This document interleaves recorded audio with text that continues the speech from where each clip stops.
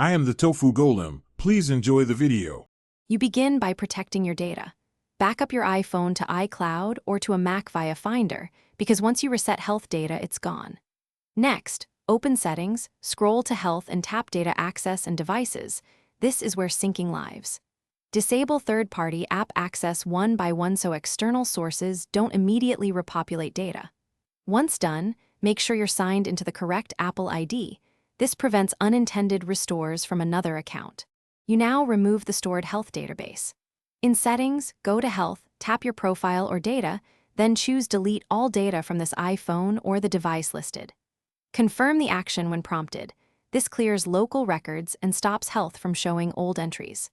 After deletion, revisit Data Access and Devices to revoke permissions for apps and watch complications. Make sure to disable each permission so nothing writes back automatically. If you use multiple Apple devices, repeat where needed. You finish by deciding whether to restore or rebuild. If you need previous records, restore your iPhone from the backup you made. That brings health data back exactly as it was. If you want a clean start, re-enable health and selectively grant permissions only to trusted apps, then let new data collect. If health doesn't behave, sign out of your Apple ID and sign back in, or toggle iCloud Health off and on. This forces sync refreshes and often resolves stuck items. Thanks for watching. Consider subscribing if we helped you today.